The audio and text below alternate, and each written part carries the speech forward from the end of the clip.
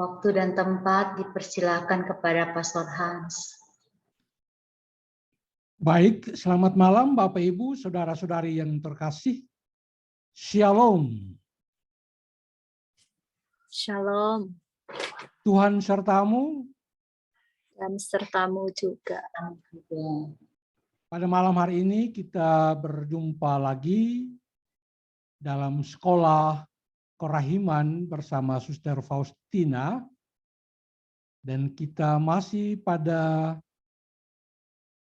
pokok 5 kiat untuk menyelami lautan kerahiman ilahi. Dan malam ini adalah sesi yang kedua, yaitu tentang adorasi.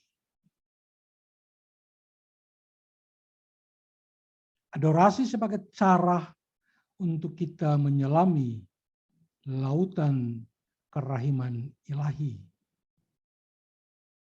Yesus dalam pengajarannya, dalam perjumpaan senantiasa dengan Faustina, mengundang Faustina untuk sejenak duduk diam, hening dan bening di bawah kakinya di tabernakel.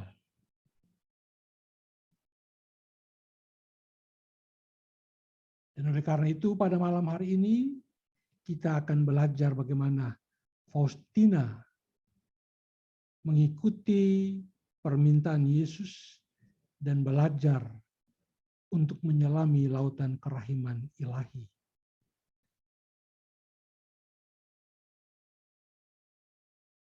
Bapak Ibu saudara-saudari yang terkasih, adorasi sendiri adalah satu bentuk devosi dan penyembahan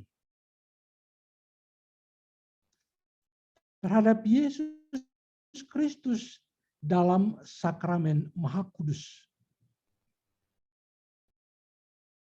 Satu bentuk devosi dan penyembahan. Umat Katolik percaya bahwa tubuh, darah, jiwa, dan kealahan Kristus hadir dalam rupa roti yang telah dikonsekrir dalam perayaan Ekaristi. Dan oleh karena itu, hosti yang disimpan dalam tabernakel itu adalah sungguh-sungguh Yesus yang hadir dalam kemuliaannya.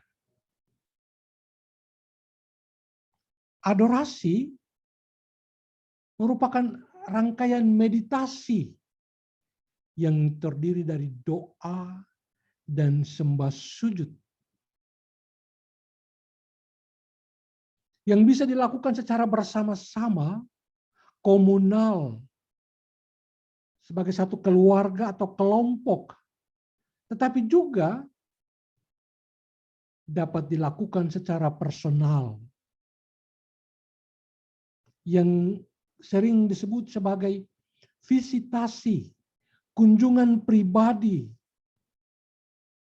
sujud secara pribadi di depan sakramen Maha Kudus.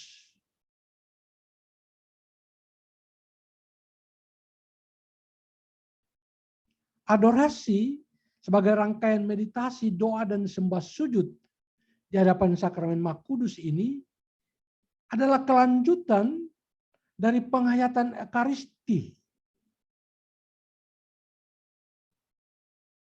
Oleh karena itu, disebut juga sebagai meditasi Ekaristi.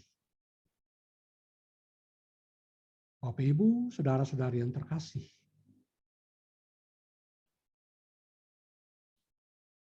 Adorasi atau meditasi Ekaristi ini, sembah sujud ini adalah sebuah bentuk penyembahan yang paling tinggi yang hanya boleh diberikan kepada Allah Tritunggal. Penyembahan yang hanya bisa diberikan kepada Bapa, Putra, dan Roh Kudus.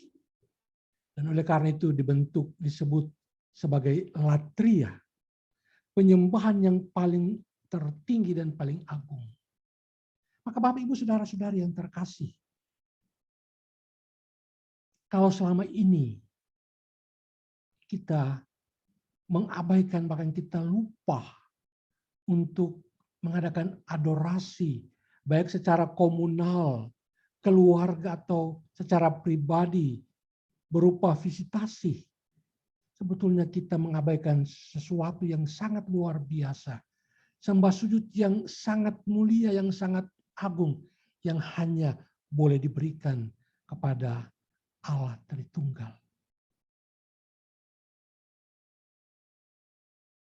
Bapak Ibu, saudara-saudari yang terkasih,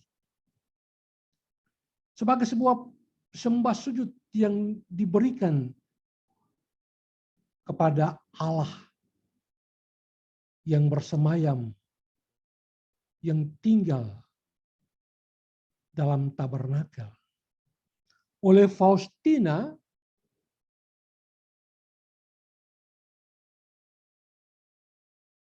yang sedang belajar untuk menjadi seorang murid kerahiman ilahi,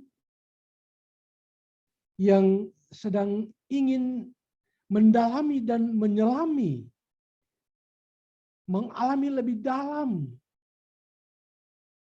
rahmat-rahmat dari kerahiman ilahi itu, Faustina melihat bahwa tabernakel adalah novisiat kerahiman baginya. Bapak Ibu Saudara-saudari, novisiat adalah sebuah tahapan waktu yang akan dialami oleh setiap biarawan-biarawati yang memulai hidup baktinya. Dia masuk dalam sebuah sekolah rohani untuk mengenal spiritualitas tarekatnya, visinya, misinya, tapi juga untuk mengenal dan menimbah rahmat Allah bagi dirinya, panggilan Allah bagi dirinya. Faustina melihat bahwa novisiat yang sedang ia masuki adalah novisiat kerahiman. Dan tempatnya, rumahnya adalah tabernakel. Di depan tabernakel itu, di dalam tabernakel itu dia mengalami semua pengalaman kasih. Dibentuk sesuai dengan kehendak Tuhan.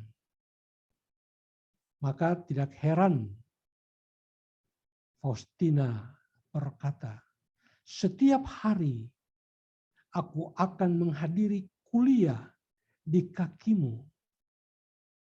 Engkau akan menjadi guruku sampai terakhir.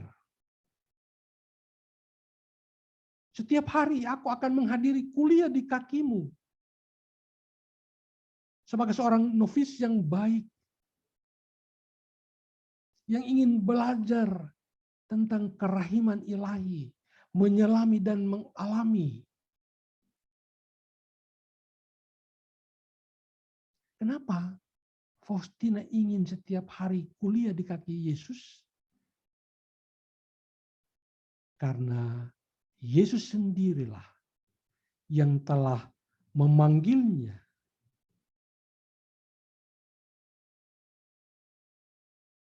dan memasukkannya ke dalam novisiat kerahiman ilahi, yaitu tabernakel, tempat tubuh Tuhan yang diberkati itu tinggal dan bersemayam. Bapak Ibu, saudara-saudari yang terkasih, apa yang dapat Faustina pelajari dari masa novisiatnya di dalam tabernakel kerahiman itu. Apa yang dapat ia terima?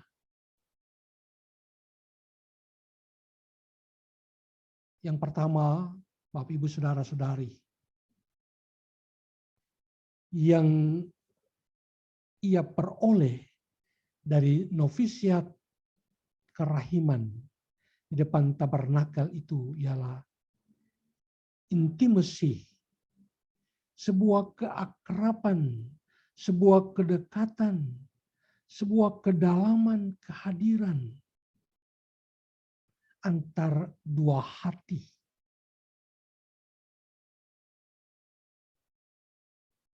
Maka tidak heran kalau Faustina mengungkapkan isi hatinya. Oh, keindahan yang tak tercipta. Siapa saja mengenal engkau sekali saja, ia tidak dapat mengasihi sesuatu yang lain. Ada daya pikat yang sangat luar biasa. Ada pesona yang menarik, yang hangat, penuh kemesraan. Aku dapat merasakan lubuk jiwaku yang tanpa dasar. Tidak ada sesuatu pun yang dapat memenuhinya kecuali Allah sendiri.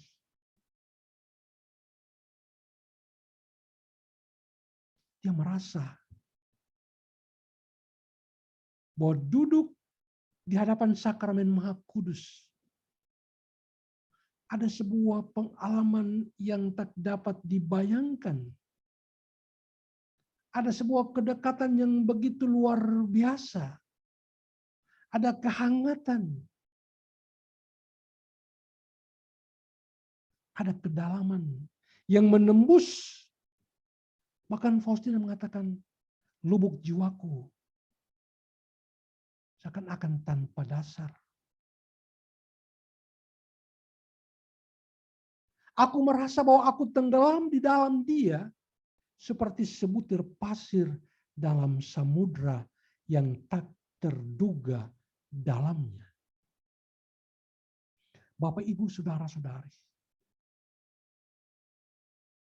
orang yang terpesona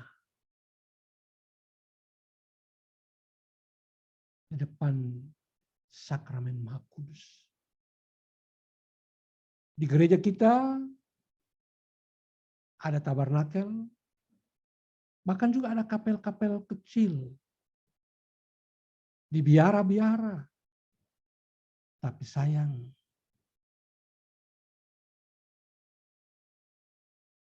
tabernakel kita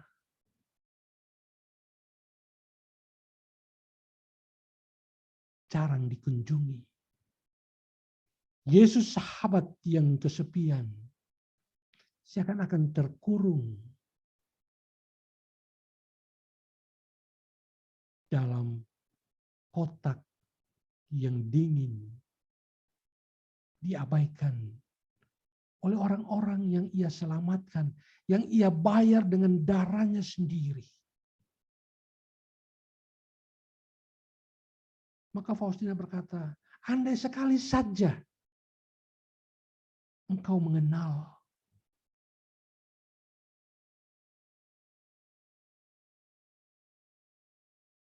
kehangatan kasih yang mengalir dari sakramen Maha Kudus itu, maka engkau tidak akan melepaskannya.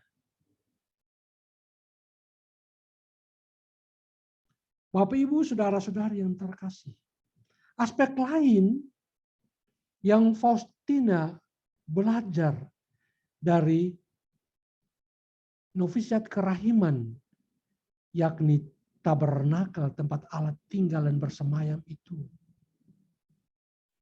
adalah undangan. Undangan dari Tuhan sendiri.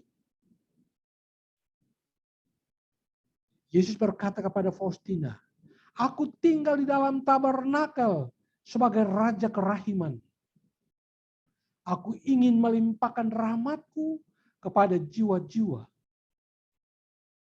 Tetapi mereka tidak mau menerimanya. Yesus menegaskan kepada Faustina, sebagai raja kerahiman, ia tinggal di dalam tabernakel. Dan dia ingin sekali melimpahkan rahmat itu kepada jiwa-jiwa. Sayang, banyak dari kita tidak mau menerimanya. Kita lewat saja.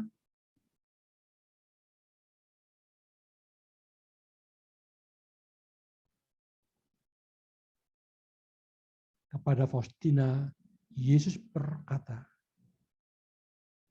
sekurang-kurangnya engkau datang kepadaku sesering mungkin dan ambillah rahmat-rahmat yang mereka tolak itu. Dengan cara ini engkau menghibur hatiku. Bapak, Ibu, saudara-saudari, karena banyak orang menolak dan mengabaikan, maka Yesus mengundang Faustina. Engkau datanglah sesering mungkin dan ambillah rahmat yang mereka tolak itu. Dengan cara itu engkau menghibur hatiku. Bapak, Ibu, saudara-saudari, kalau sebagai ibu telah menyediakan hidangan yang istimewa untuk keluarga, untuk suami, untuk anak-anak. Tetapi mereka mengabaikannya. Hari pertama mungkin masih biasa, hari kedua masih. Tapi lama-kelamaan hari, bulan berganti, tahun berganti. Sakit, Bapak, Ibu, saudara-saudari. Kita sudah coba memberikan yang terbaik, tapi diabaikan. Tidak ada yang peduli. Seperti itulah Yesus sebagai raja kerahiman di tabernakel. Dia melimpahkan rahmat begitu banyak kepada jiwa-jiwa. Tapi tidak ada yang mau datang.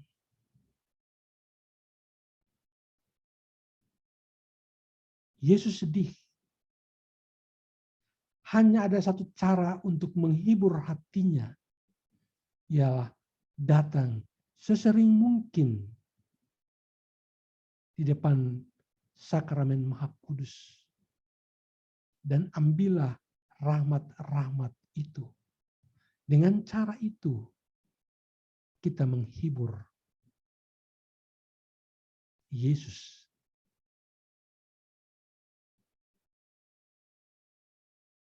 Bapak, Ibu, saudara-saudari yang terkasih.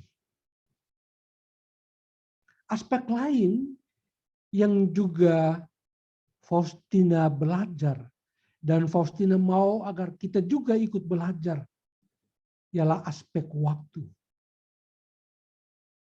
Kesediaan, ada komitmen untuk menyediakan waktu. Kalau kita mau sungguh-sungguh menyelami lautan kerahiman ilahi itu, maka kita harus menyempatkan waktu. Kita punya banyak alasan. Sibuk, aduh pekerjaan kita lagi pekerjaan ini, kita lagi pekerjaan ini, kita lagi. Waktu itu penting. Karena rahmat itu terbiar. Kalau dalam hukum ekonomi, kesempatan tidak datang untuk 2 kali. Peluang itu tidak datang untuk 2 kali. Maka pada saat kesempatan itu muncul, peluang itu muncul, tangkap. Bapak, Ibu, saudara-saudari. Dalam hukum kerahiman, dia tetap membuka tangan. Tergantung kita punya waktu.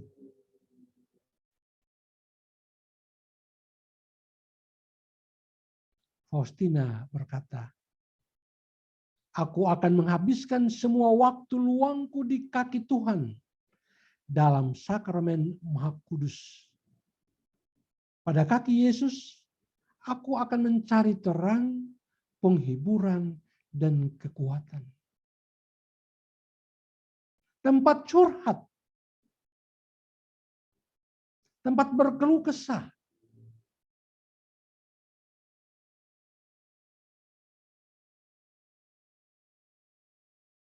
Kita kadang kalau lagi stres, ada galau, ibu-ibu, ya karena sekarang lagi COVID ya, jadi sementara di rumah saja.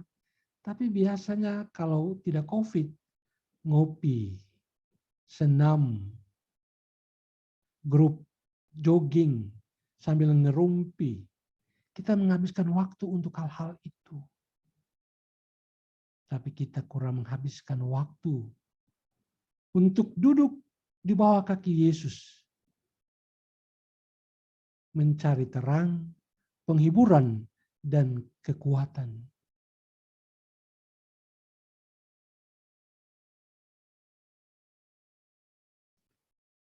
Aspek lain adalah ada sembah bakti.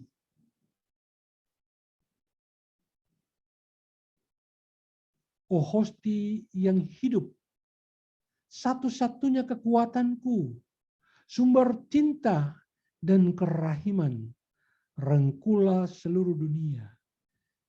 Kuatkanlah jiwa-jiwa yang lesu. Ada sembah bakti, ada permohonan.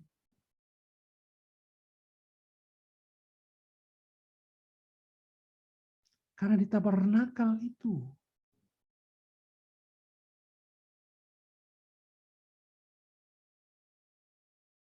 Dia hadir.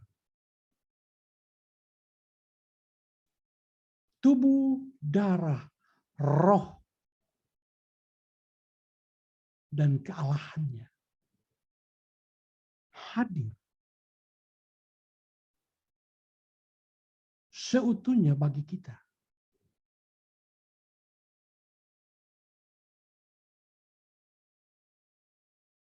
Maka sangat disayangkan, sekali lagi, sangat disayangkan kalau kita tidak punya waktu. Pada saat kita dalam perayaan Ekaristi, selesai komuni, sesudah itu lagu penutup, dan kita pulang masing-masing.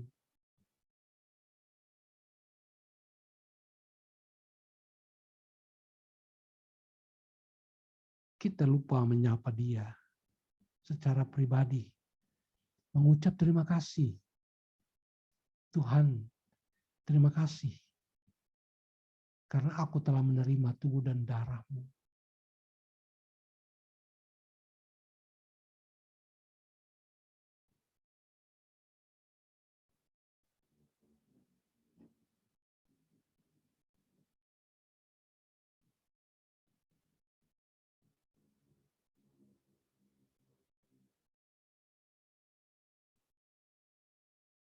Sebagai devosan kerahiman, hendaknya kita menjadi pelopor, baik secara komunal maupun secara pribadi. Kunjungilah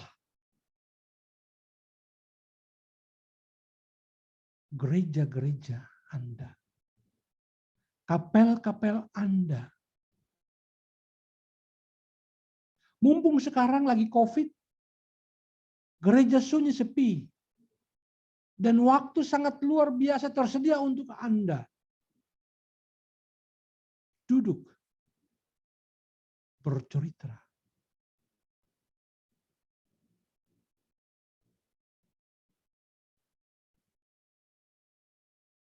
Mencari terang di tengah-tengah gelapnya, temaramnya kehidupan.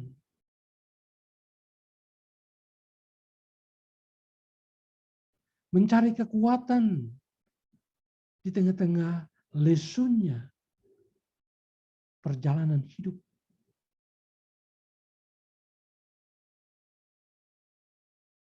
Mencari damai di tengah hiruk pikuknya persoalan-persoalan yang silih berganti datang dalam hidup.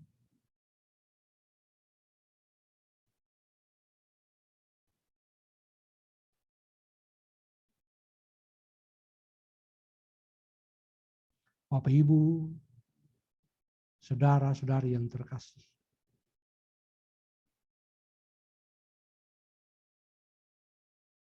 Tuhan begitu baik.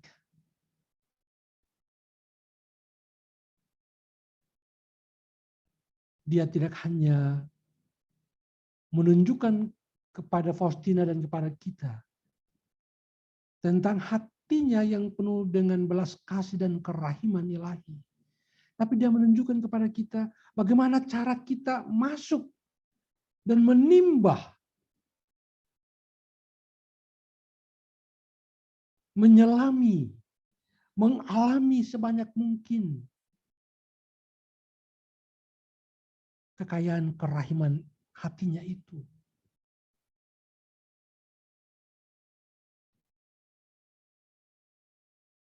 Dia menunjuk cara mana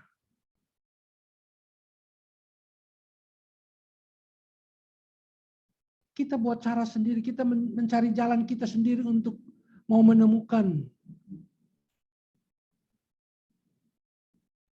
Padahal Yesus sendiri sebagai guru kerahiman sudah menunjukkan, ini loh cara termudah dan tercepat. Hanya datang duduk.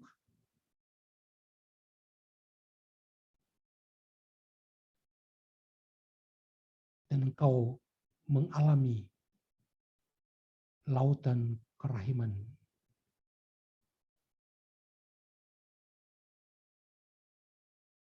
Turun dalam kehidupanmu.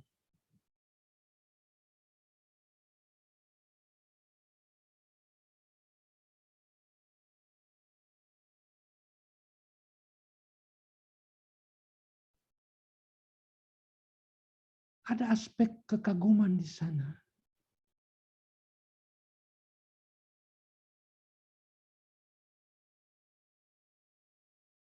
Kalau kita melihat Yesus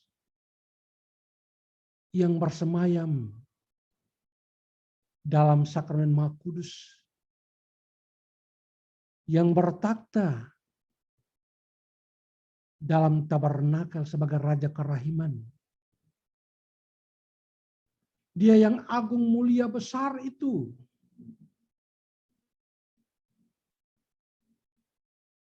Mengecilkan dirinya. Mulanya menjelma menjadi manusia.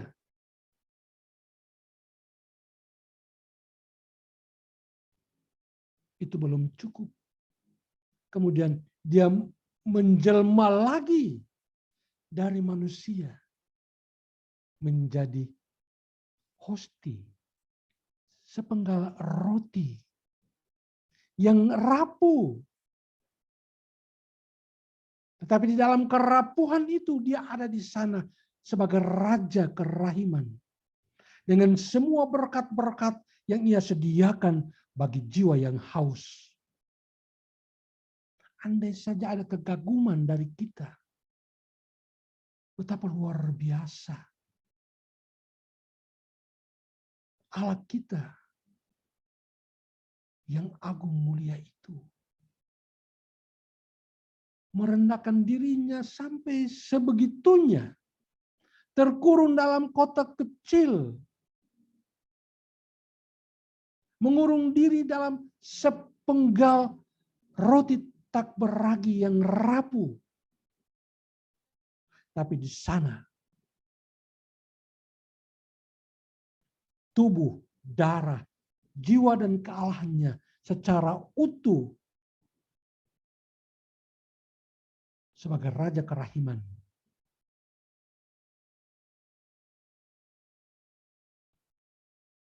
Dia membuka hati bagi setiap kita.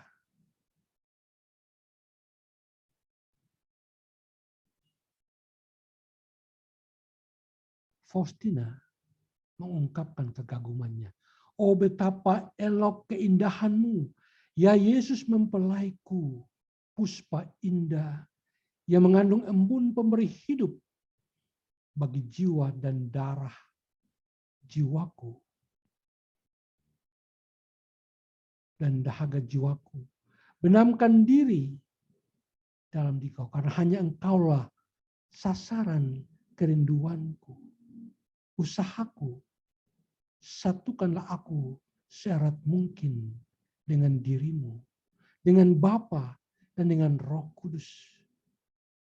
Biar aku hidup dan mati hanya di dalam dikau. Ada sebuah kekaguman. Karena Allah yang begitu luar biasa menjelma menjadi begitu sederhana, rapuh dalam sekeping roti. Tipis, rapuh dan tak berdaya.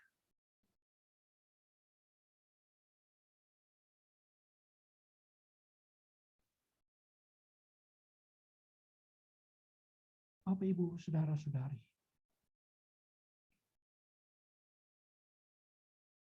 Faustina juga merasa bahwa dia tidak bisa lepas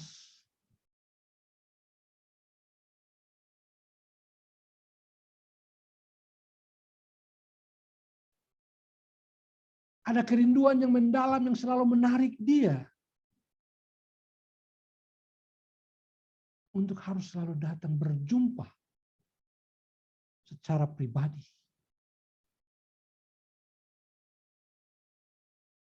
Ada kerinduan.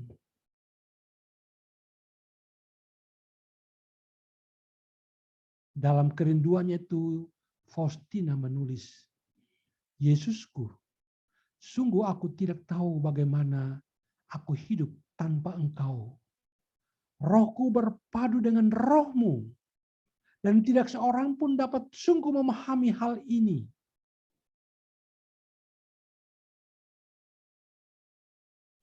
Kalau sudah sungguh-sungguh mengalami rahmat Allah, maka kerinduan untuk tinggal menyatu dengan Dia yang bersemayam dalam tabernakel itu akan menjadi sebuah dahaga yang tanpa tepi.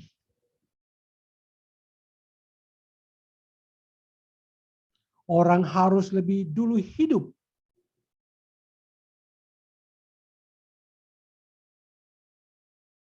dalam kedekatan dengan Tuhan, supaya mengenal Engkau dalam diri orang-orang lain. Orang harus lebih dulu sungguh-sungguh masuk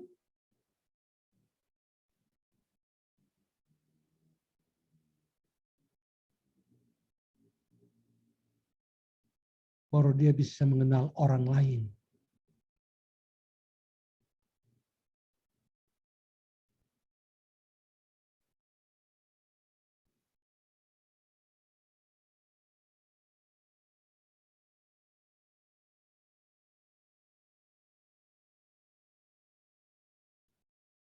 Ada intensitas dan kedalaman. Pengalaman intensitas dan kedalaman.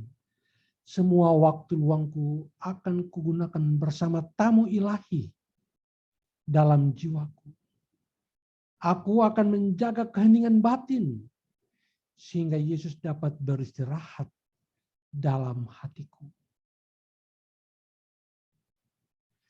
Kalau orang sering berkunjung, duduk di bawah sakramen Maha Kudus, maka pengalaman pribadi yang ia alami dengan Tuhan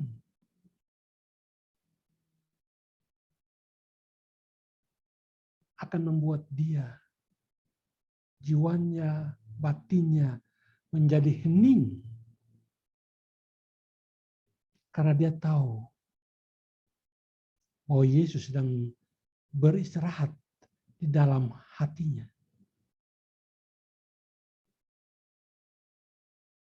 Yesus sedang beristirahat dalam jiwanya.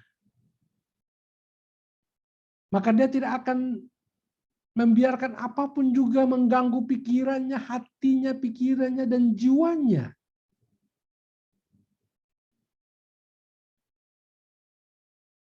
Karena Yesus ada dan beristirahat di dalam hatinya. Itu hanya bisa kalau dia mengalami pengalaman intensitas dan kedalaman bersama Yesus di depan sakramen Maha Kudus. Pada adorasi secara pribadi.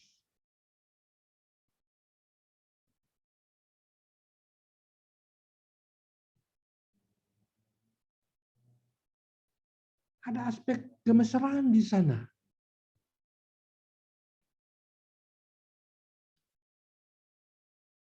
Faustina merasa tidak ada tempat lain yang begitu mesra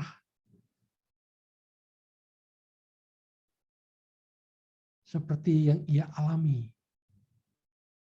Tatkala ia duduk hening, doa hening, meditasi, kontemplasi di depan sakramen Maha Kudus. Membiarkan jiwanya, rohnya masuk ke dalam takhta kerahiman Allah.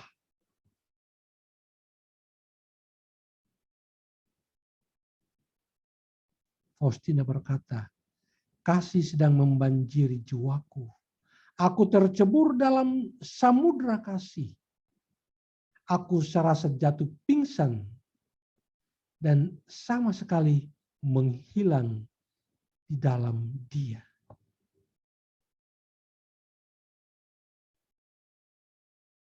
Bapak, Ibu, Saudara-saudari, sungguh luar biasa.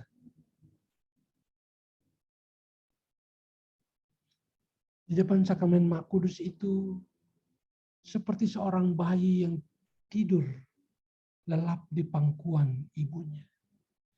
Kemesraan yang begitu luar biasa, yang begitu dalam. Merasakan kasih yang membanjiri jiwa.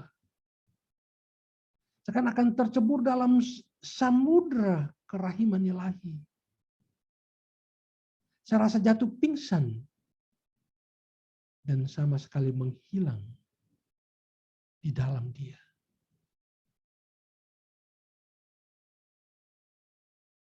Bapak, Ibu, Saudara-saudari, saya merenungkan pengalaman rohani Faustina.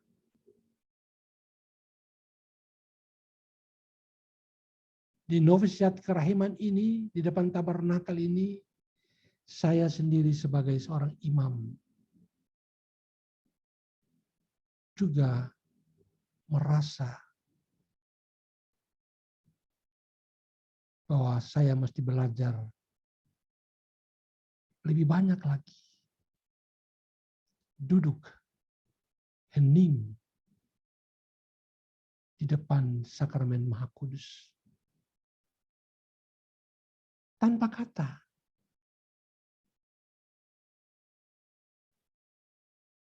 Hanya sembah, sujud, adorasi,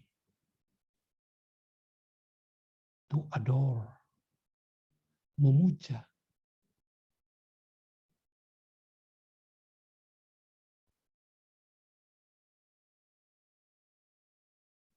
Dan di akhir semua pengalaman perjalanan rohani Faustina dalam menyelami lautan kerahiman ilahi melalui adorasi dan visitasi ini, Faustina mengenali dirinya.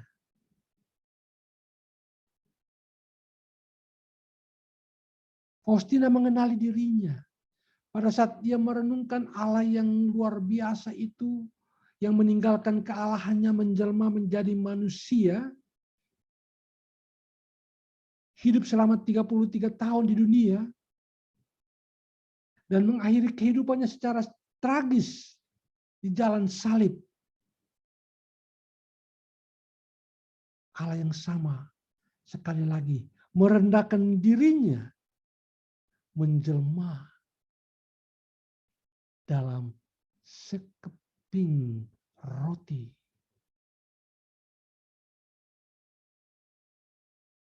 yang sangat rapuh karena kasihnya kepada manusia, agar dia menjadi santapan jiwa bagi setiap yang haus dan lapar. Di dalam adorasi, kita diajak untuk mengenali diri. Dalam saat adorasi, aku melihat jurang kepapaanku. Oh Tuhan, apapun yang ada dalam diriku adalah milik-Mu. Tetapi karena aku ini sedemikian malang dan kecil, maka aku berharap dan meminta kerahiman-Mu yang tak terbatas. Kesadaran akan diri.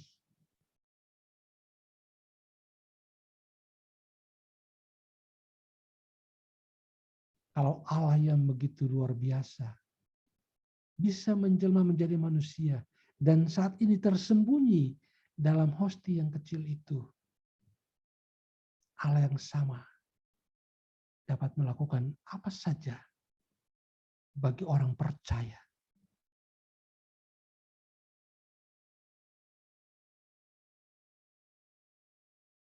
Maka sekali lagi, datanglah dan benamkanlah dirimu dalam lautan kerahiman ilahi melalui adorasi sakramen Maha Kudus.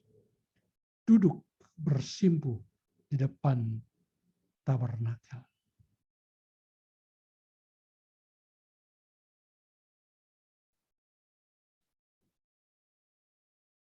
Faustina mengungkapkan sebuah doa.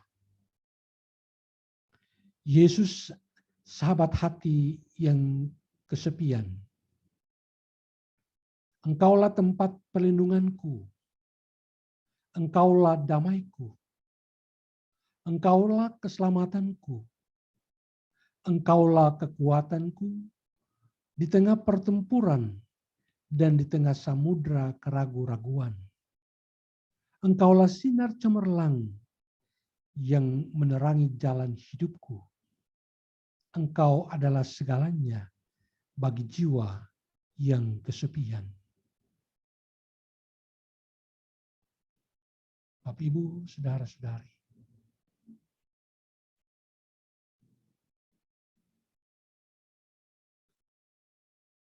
Firman Tuhan dalam Yeremia berkata, celakalah orang yang mengandalkan manusia. Mereka akan seperti tanah kering dan tandus. Tapi berbahagialah orang yang mengandalkan Tuhan. Karena mereka akan seperti pohon yang tumbuh di tepi aliran sungai. Dia akan dapat berkat.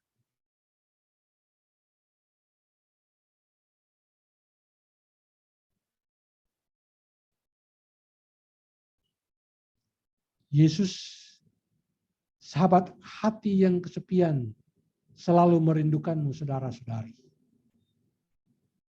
Yesus, sahabat hati yang kesepian, mengundangmu agar datanglah dan benamkanlah dirimu dalam lautan kerahiman hatinya. Yesus, sahabat hati yang kesepian, mengundangmu, bicaralah dari hati ke hati. Karena dialah Raja kerahiman ilahi yang bertakhta dalam tabernakel. Yesus itu mendengarkanmu. Bapak, Ibu, saudara-saudari, terima kasih banyak atas kehadiran kita semua pada pengajaran ini. Sekali lagi, Yesus, sahabat hati yang kesepian, merindukan Anda dan saya. Marilah kita sebagai devosan kerahiman ilahi menjadi sponsor, penggerak, agar tabernakel-tabernakel kita yang ada di gereja dan kapel-kapel ramai dikunjungi orang. Jangan biarkan dia kesepian di sana. Tuhan memberkati Bapak dan Ibu sekalian. Amin.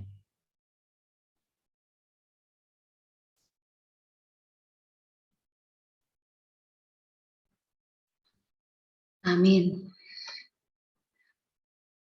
Terima kasih banyak Pastor Hans. Renungan